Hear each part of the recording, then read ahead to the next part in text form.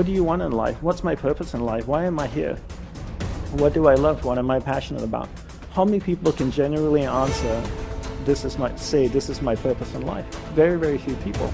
Once you're clear with your purpose, you know what to concentrate on, and you know what to direct your finite amount of energy towards. If you're conditioned, it's because you have allowed yourself to become that. And if we've conditioned ourselves to believe certain kinds of things, and one of the things that we kind of believe and hang on to and live with is this whole idea that all of the things that happened to me in my past are what are keeping me from doing what I'd like to do today. So we hang on to these things and we fill ourselves with blame. You have some options. Here you are exploring the variety of your environment and coming into alignment with who you really are, and then allowing all of that to flow through you too.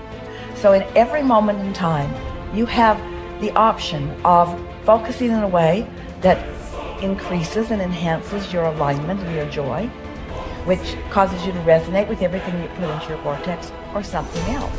There really are not so many other choices, are there? You can focus on a problem. You cannot have enough money and feel bad because you are attached to the money, or you can not have enough money and feel good as you're anticipating more coming. But the consequence or the circumstance of the money does not need to dictate to you how you feel. That is the problem with getting attached to something that you can't control, is that it leaves you like a puppet with no strings. It's about not putting your attachment in all the wrong places, not putting it in what is temporary, but putting it in what is steady. And then in that steady attachment or alignment, then you can just flow it to whatever is currently in your now, flowing through your experience. You can't give away what you don't have. People who are not good at giving away love can't give away love because they don't have it to give away. If I want to give you a dozen oranges, I can't give you those dozen oranges unless I go out and pick up 12 oranges someplace. Otherwise, all it is just empty rhetoric. And the same thing is true of virtually everything in your life.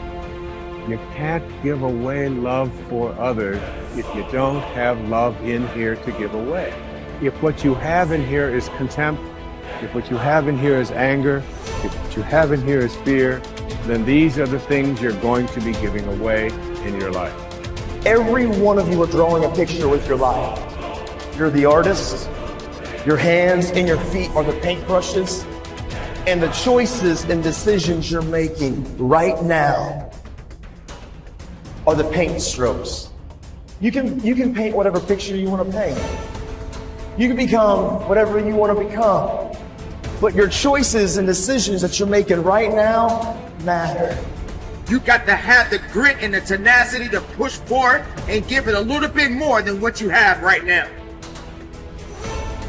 Don't wait for the perfect timing. The perfect timing is never going to come because there's no such thing as perfect. There's never going to be a day where you wake up and you're like, this is the perfect day for me to finally change. All the things have lined up. My inbox is completely clear. I have nothing to do today. There's no distractions. The kids are finally perfectly on their own. Oh my gosh, my husband or wife is finally perfect on their own. Everybody is healthy around me. Everything is just perfect. The day is sunny and bright. And oh my gosh, look at all this gold that just happened to appear in front of me. It's not going to happen like that. You need to say, okay, there is never going to be a perfect time, so you need to set a D-Day. Literally, a day in which you say, that's the day. And then you need to marshal all of your motivation, all of your ability to learn and develop skills as fast as you can before that day. But when that day comes, that's D-Day. That's the day that you go. That's the day that you quit. And that has to be a real date for you. I mean, mark it on the calendar. That's the day you quit the thing. That's the day you walk out. That's the day that you leave that situation that is not healthy or satisfying or good for you or your soul or the people around you. That you have to have that date. It has to be scheduled or you'll never do it. You'll just keep saying, oh, you know, one day things are gonna be, you know, the people who say one day, they end up at the end with a collection of days that were so far from perfect that they're in a state of misery now. They never landed in the land of their dreams because they were always marching in something that was miserable to them, right? At some point, The only way that life changes is that you change your course. And don't wait for a perfect day. So what's your date? People who earn large incomes aren't lucky, and they're not crooks as those without money are so fond of pretending, nor are they endowed with more brains or talent necessarily than their friends and neighbors, nor are they privy to occult secrets, and only a very few were lucky enough to have had rich fathers or grandfathers. Most of the people earning the big incomes today started the same way you and I did, and most other people. The only difference between the men who earn big incomes and those who earn small incomes is that those earning big incomes decided to earn more. They're the people who made it their business to earn more. You see, people do what they make up their minds to do. So get rid of the ancient superstition once and for all that people who earn big money are special people, are lucky, or get the breaks, or had money to begin with, or knew someone, or are smarter, or anything else. These are alibis. They can all be disproved 1,000 times. The reason there are so many of these alibis around is that men who fail to make the grade financially are seldom honest enough to just admit that they really didn't try and keep trying.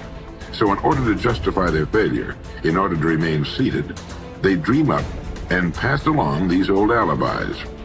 We're all self-made, but only the successful will admit it. The commitments we make to ourselves and to others, and our integrity to those commitments, is the essence and clearest manifestation of our proactivity. It is also the essence of our growth. Through our human endowments of self-awareness and conscience, we become conscious of areas of weakness, areas for improvement, areas of talent that could be developed, areas that need to be changed or eliminated from our lives. Then, as we recognize and use our imagination and independent will to act on that awareness, making promises, setting goals, and being true to them, we build the strength of character, the being that makes possible every other positive thing in our lives. It is here that we find two ways to put ourselves in control of our lives immediately. We can make a promise and keep it, or we can set a goal and work to achieve it. As we make and keep commitments, even small commitments, we begin to establish an inner integrity that gives us the awareness of self-control and the courage and strength to accept more of the responsibility for our own life. By making and keeping promises to ourselves and others, little by little our honor becomes greater than our move. The power to make and keep commitments to ourselves is the essence of developing the basic habits of effectiveness. Knowledge, skill, and desire are all within our control.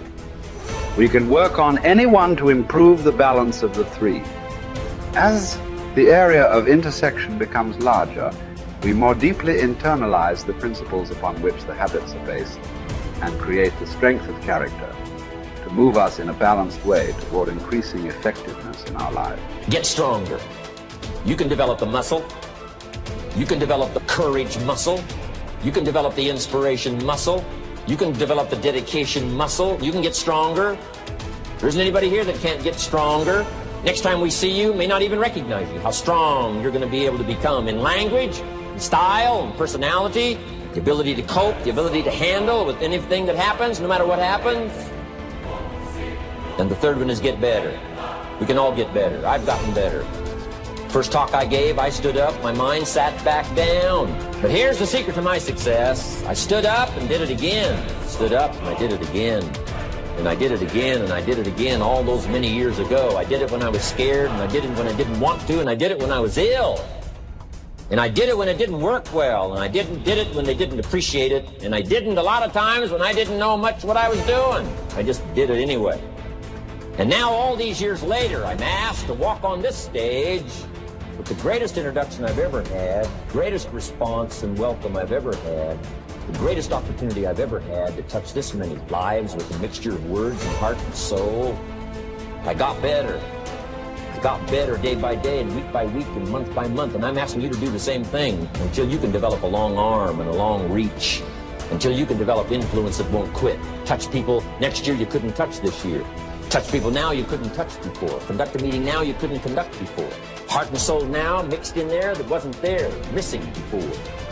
I'm asking all of you to get better in spite of the winters, in spite of the downturn, the money downturn, the social downturn, the personal downturn, whatever it is. Just get stronger. Get better. The key is not to wish for a better winter, key is to wish for more strength, more wisdom, more courage, get better, get wiser, get stronger.